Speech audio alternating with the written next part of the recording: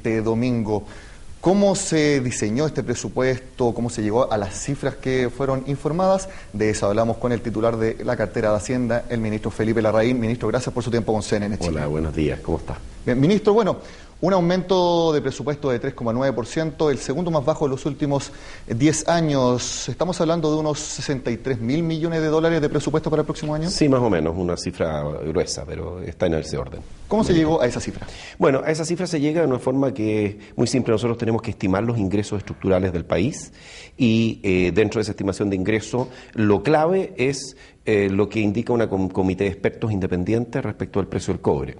Y ese comité de expertos, por primera vez desde que existe la regla fiscal, determinó que el precio del cobre a largo plazo había bajado. Bajó levemente, bajó de 3,06 a 3,04 dólares por libra, pero eso significa que, unido a la expansión de los costos, al aumento de costos, eso genera un margen operativo menor. Ese margen operativo menor incide en generar una expansión menor de los ingresos, porque tenemos un área que es el área del cobre, que está dejando menos excedentes al fisco por razones que todos conocemos. Y eso ha estado ampliamente en el debate.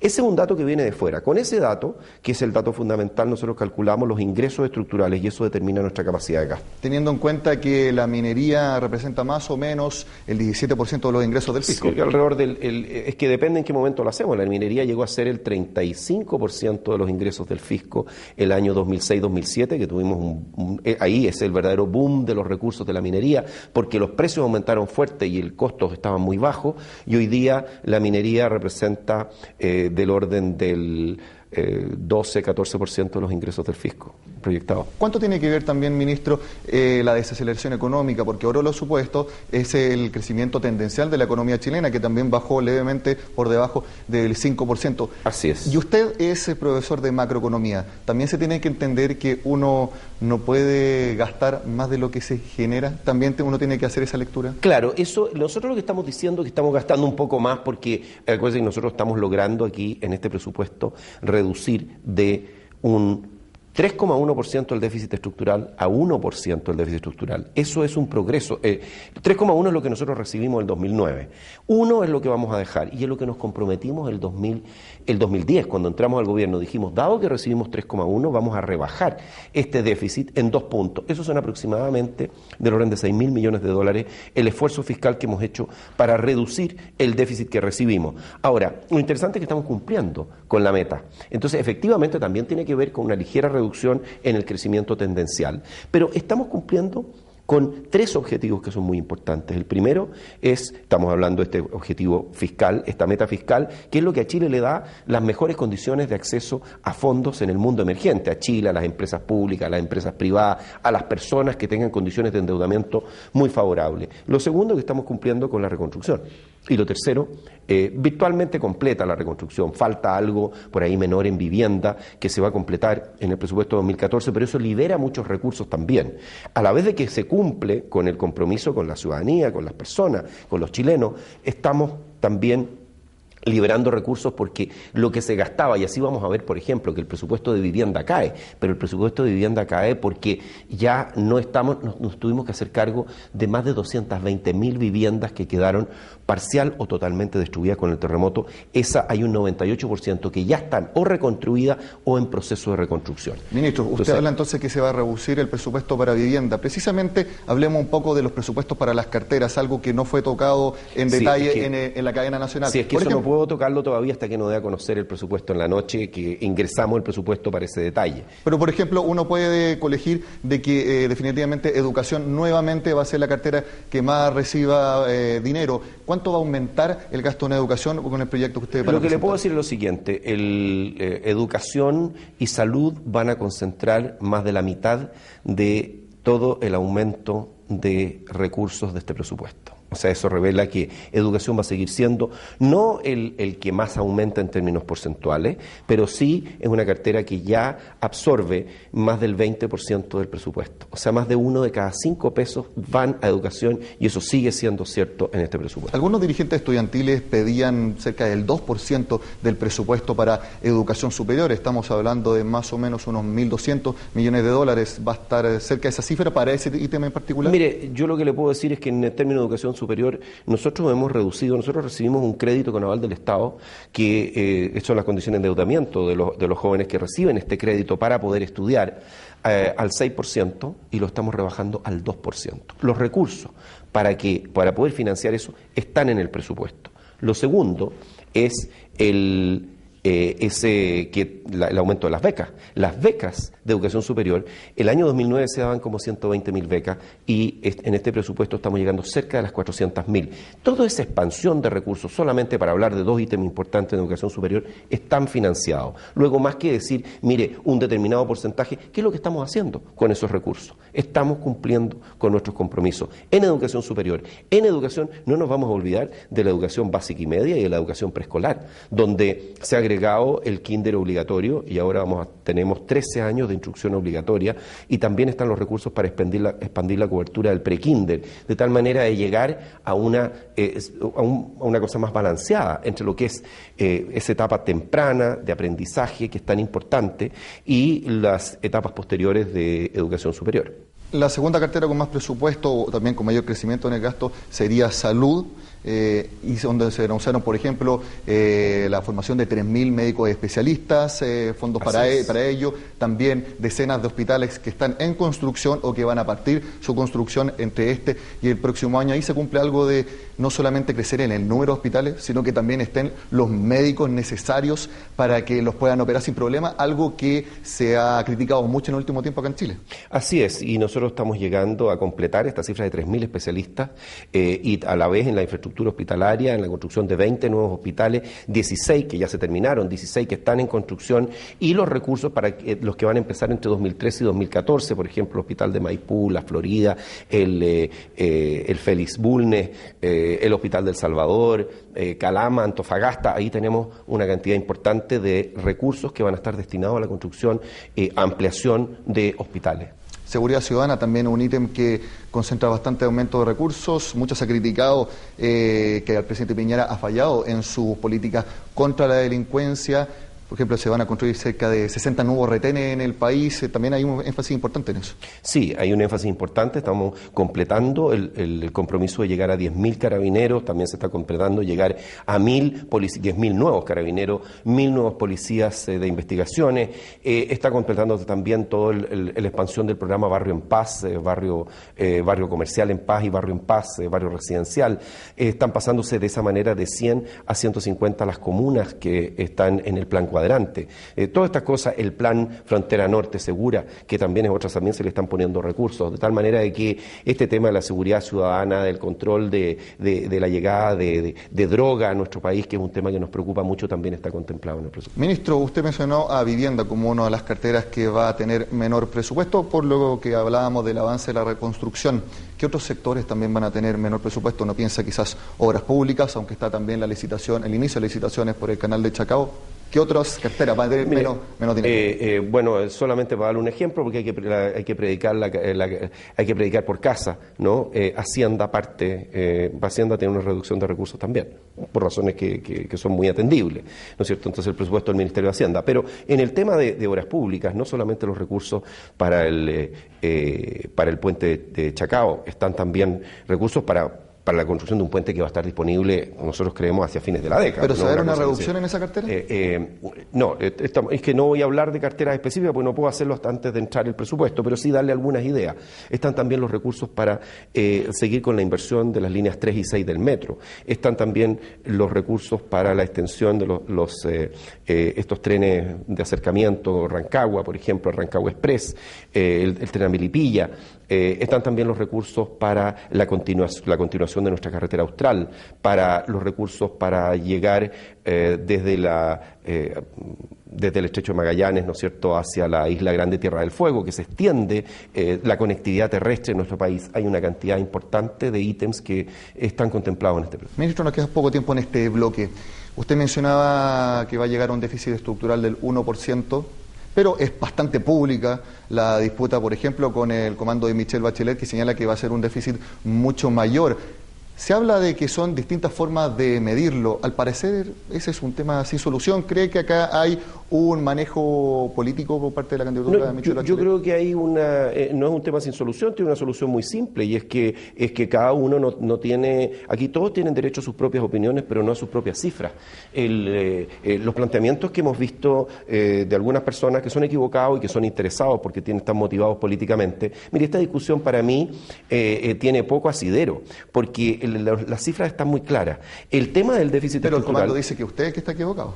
Bueno, pero es que vea que entonces que mire, yo le voy a decir una sola cosa. Nosotros tuvimos una comité independiente de expertos. Los únicos que dicen esto son algunas personas del comando de la candidata de la Concertación y el Partido Comunista. Son los únicos que lo dicen, porque el resto de los economistas, todos saben, el resto de los analistas, las personas que se han metido en las cifras, saben que nuestro punto de partida es un déficit estructural de 3,1% del PIB y que lo hemos reducido al 1%. Que ellos tomen otra cifra de partida es equivocado y es interesado políticamente. En segundo lugar, esta cifra fue determinada no por nosotros, por un comité independiente de expertos en los cuales había 2 exdirectores de presupuesto de la Concertación. Y en tercer lugar, salió hace poco un informe del Fondo Monetario sobre Chile, en que ellos hacen sus propios cálculos y determinan que el punto de partida es decir, el 2009, es un déficit estructural de más de 4 puntos del PIB. O sea, si no les gusta la cifra del 3,1, tómenla del Fondo Monetario, que no tiene nada que ver en el debate político interno, y van a ver una cifra mayor todavía en déficit de punto de partida que la que nosotros estamos utilizando. Bueno, sin duda, ministro, que va a ser un tema que se va a tocar en el trámite legislativo, que va a ser bastante extenso. Precisamente sobre ese trámite hablaremos en el siguiente bloque, en esta entrevista con el ministro de Hacienda, Felipe Larraín. Seguimos conversando con el ministro de Hacienda, Felipe Larraín, sobre el presupuesto 2014. Ministro, 600 millones de dólares de fondos de libre disposición, 33% más de lo que usted recibieron. ¿Cómo llegaron a esa cifra? Bueno, esa cifra se llega viendo cuál es la disponibilidad de recursos, cuánto puede aumentar el presupuesto y cuánto es razonable dejar. Si nosotros recibimos 450, dejar 600, nos parece que 600 millones de dólares que se pueden destinar a educación, a salud, de acuerdo, o a lo que quieran, de acuerdo a las prioridades del próximo gobierno. La cifra, uno podría llegar de distintas maneras, decir, por ejemplo, mire, de 450 millones, veamos cuánto es lo que significaría mantener exactamente la paridad de compra, la capacidad de compra de esos 450 millones, llegaríamos a una cifra menor.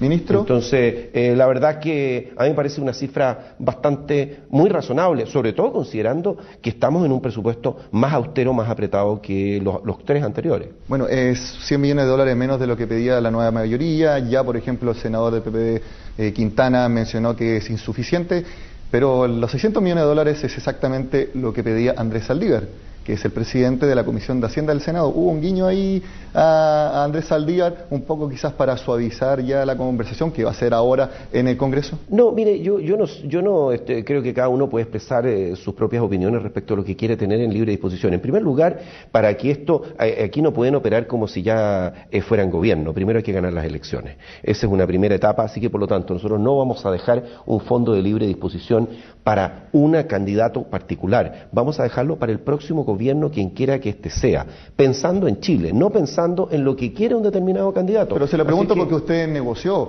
con el presidente de la Comisión de Hacienda respecto al trámite, cómo se han llevado a cabo las conversaciones, entonces sí, quizás fue una cifra que quizás se pusieron de acuerdo para empezar a hacerlo un poco más plano. No es así, pero sí, yo he escuchado las distintas opiniones, es una cifra que venimos trabajando hace bastante tiempo, nos parece una cifra razonable, está entre los 450 y los 700 que se pedían, es una cifra que está incluso un poco más arriba de la mitad del camino. ¿Cómo espera este trámite? Recordemos el año pasado cuando usted estuvo en esa sesión maratónica, no me recuerdo exactamente las horas, de más de 20 horas, vienen saliendo también de una discusión muy fuerte por el reajuste del salario mínimo. ¿Cómo espera que sea la situación teniendo en cuenta la coyuntura, que estamos ya a menos de 2 meses de una elección presidencial?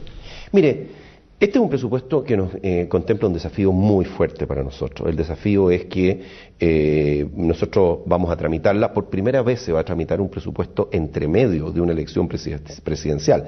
Nosotros hicimos un esfuerzo por adelantar este presupuesto, por adelantar la discusión, e ingresar antes y salir antes. ¿Salir cuándo? Salir justamente el viernes 15 o el sábado 16 de noviembre, antes de la primera vuelta presidencial. Esto no fue posible hacer y por un tema de realismo los diputados y la mitad del Senado se renuevan. Entonces hay una preocupación muy fuerte de parte de ellos en las campañas y por tanto han rediseñado el cronograma de trabajo, han puesto más trabajo los días lunes, por ejemplo, para salir antes y va a haber virtualmente 3 semanas en que no van a estar trabajando, al menos la Cámara de Diputados y el Senado tampoco funciona las 2 primeras semanas de noviembre. Entonces, en ese escenario no era factible adelantar la discusión presupuestaria. Lo que vamos a hacer es avanzar con la discusión en las subcomisiones, intentar terminar la discusión de las subcomisiones para pasar luego a la comisión mixta y a la votación de las cámaras que probablemente ocurra después de a partir del 18 de noviembre, lunes 18 de noviembre.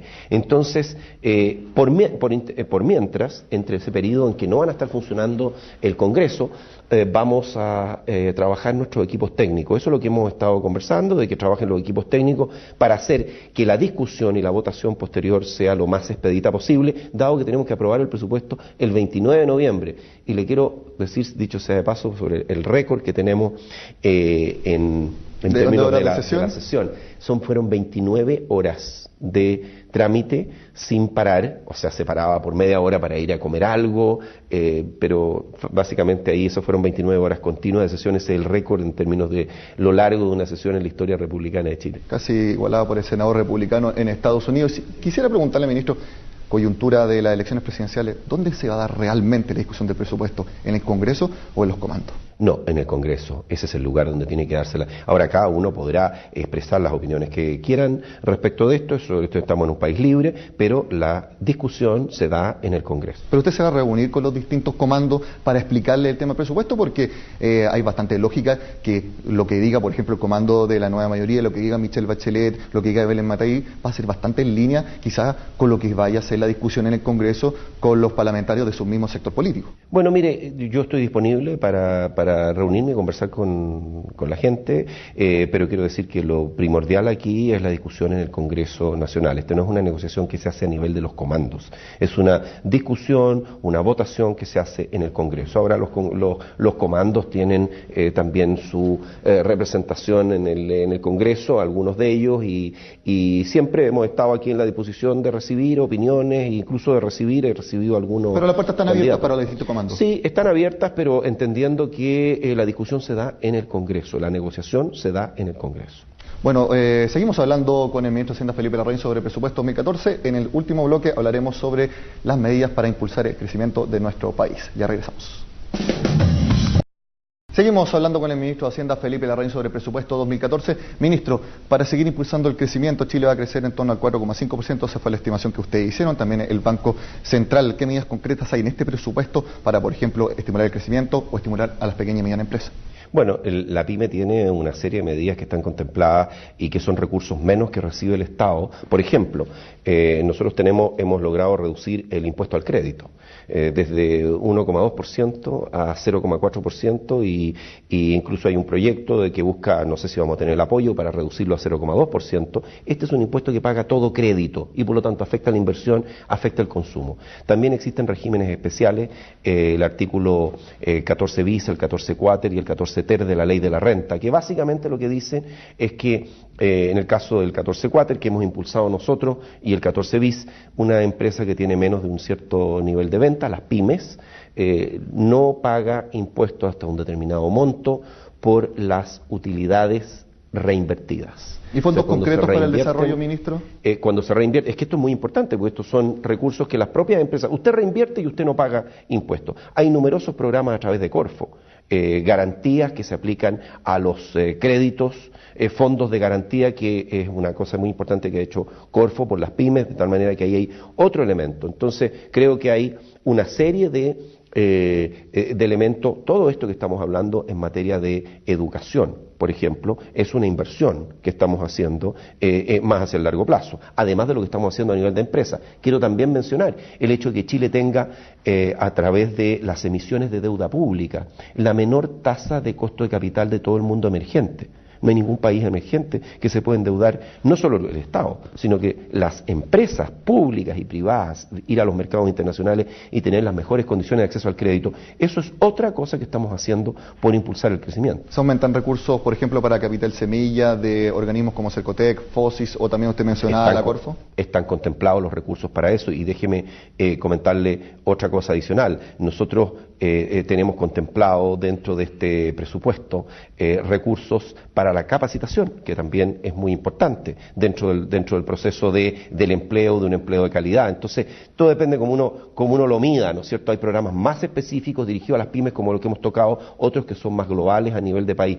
¿Qué es lo importante? Lo importante es que podamos mantener un país que crece sobre el 4,5, ojalá más, ¿no es cierto? Pero la verdad es que hemos crecido los últimos años 5,8% promedio desde el año 2010 y que tenemos hoy día una tasa de desempleo que es virtualmente de pleno empleo. ¿Cuánto estima que crecerá Chile el próximo año? Eso lo voy a revelar en unos minutos más, no en unos minutos, sino en la presentación de la Hacienda Pública. Pero más o menos como el 4,5% proyectado para este. ¿Menos? Está en torno a esa cifra, está dentro del rango del Banco Central. Perfecto. Ministro, bueno, esta ya es una de las últimas tareas que usted tiene como encargado de las finanzas públicas.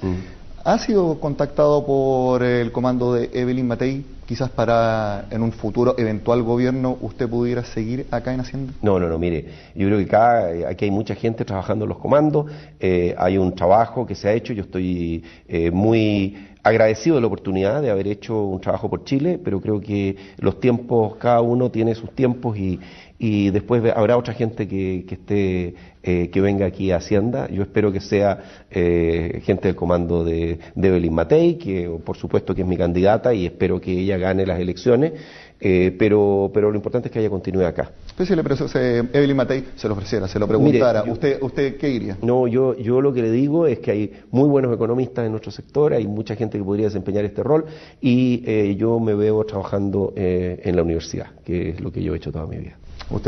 Pero participando en la discusión pública, eso no hay ninguna duda. Yo voy a seguir ligado a la discusión pública y a los temas públicos porque me interesan las políticas públicas, como lo he hecho ya por 30 años de trabajo como profesor universitario. Usted es un académico de carrera y si vuelve a las clases por 4 años y el presidente Piñera vuelve a la carrera presidencial para 2018 y le pidiera que volviera a Hacienda, ¿qué le diría? Bueno, yo voy a estar siempre dispuesto a cooperar con nuestro gobierno y con quien me lo pida, pero mire, ¿qué va a pasar el 2018? Es una cosa que estamos hablando, hay mucho tiempo todavía, mucha agua tiene que cruzar debajo de esos puentes. Ministro, le agradezco su tiempo con CNN Chile. Encantado, mucho gusto.